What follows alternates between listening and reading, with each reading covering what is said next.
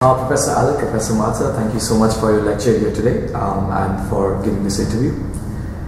My first question is to Professor Allard. Is Chinese FDI in Latin America driven by financial rewards, or are these decisions guided by larger strategic motivations?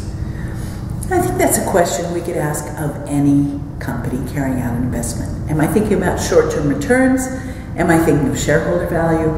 Am I thinking of a long-run strategic positioning, right? And I would say that China definitely falls into the third category.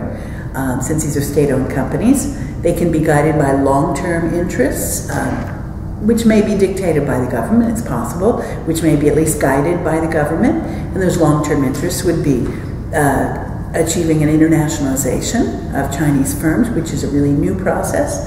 They're very new entrants on this world stage.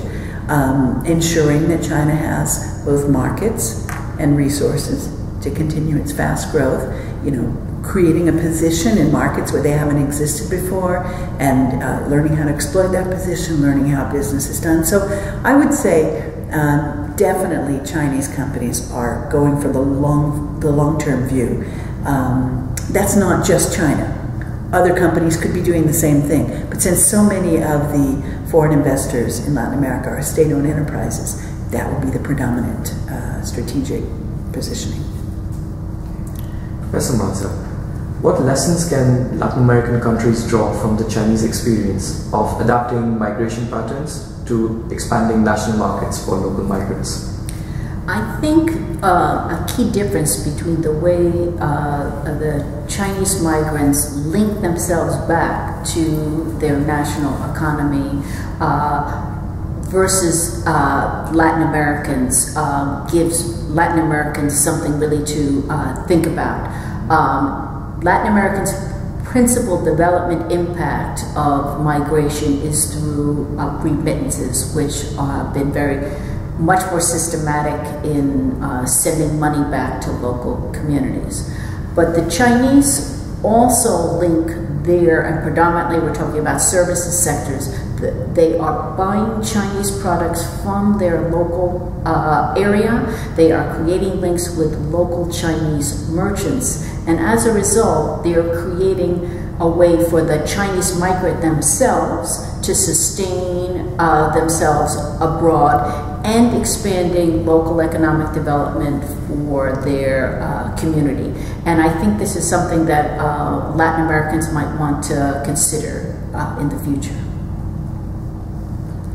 Is there any concern in China about the conflicts that have come out of the Chinese labor and investments abroad? And what can China do to address this in order to avoid political backlash in the foreign countries?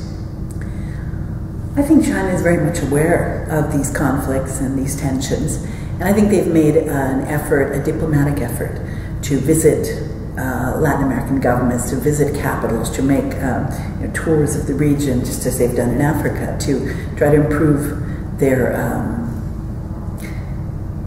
not just their visibility, but the image of their investment in the region. So I think they're aware of it, and I think they try with these kinds of official encounters to soften the perception. And I think in labor, there's some interesting developments. It is clear that the Chinese government is seeking to better protect and represent its workers abroad. This wasn't true of the period that I talked about in the lecture, when there was a negative connotation under the government of migrating abroad.